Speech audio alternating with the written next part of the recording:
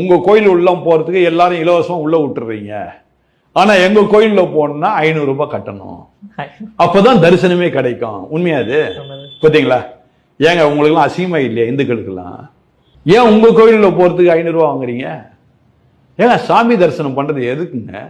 என் மனசுக்காக, என் உள்ளம் சந்தோஷப்படணும், எனக்கு ஒரு சமாதானம் கிடைக்கணும், அதுக்காக நான் போறேன். நான் என்ன பண்ணணும்? என் சொந்த விருப்பத்தோடு கூட அந்த காணிக்க உண்டியல்ல என்ன பண்ணணும்? உண்டியல்ல நான் காசு போடணும். நான் கடவுளுக்காக கொடுக்குறேன்னு நினைச்சு நான் கொடுக்கணும். அதை விட்டுட்டு 500 ரூபாய் என்கிட்ட பிடிங்கி அப்போதான் இந்த லைன்ல விடுவேன், 100 ரூபாய் கொடுத்தா அந்த லைன்ல விடுவேன். என்னங்க இதெல்லாம் அசிங்கமா இல்ல? ஏன் இந்த இந்துக்களை ஏன் கேட்க மாட்டீங்க? ஏங்க உங்க நாடுங்க இது, இந்து தேசம். நான் அடிக்கடி சொல்ற வார்த்தை இது இந்து தேசம். இந்து தேசத்துல உங்களுக்கு சுதந்திரம் இல்லைங்க, எனக்கு சுதந்திரம் இருக்குது. புரியுதுங்களா? அதனால சுதந்திரத்தை கேளுங்க. இது நீங்க கட்டாயம் டைட்டிலா போடணும். இந்துக்கள் ஏன் சொர்ணம் இல்லைன்னு பேராயர் கேட்கின்றார். என்ன கட்டாயம் நீங்க போடுங்க. ஏன்னா எனக்கு மறுபடியும் உங்ககிட்டே பலமுறை நான் பேட்டியில பேசும்போது சொல்லியிருக்கிறேன், இந்துக்களுக்கு அறிவே இல்லை.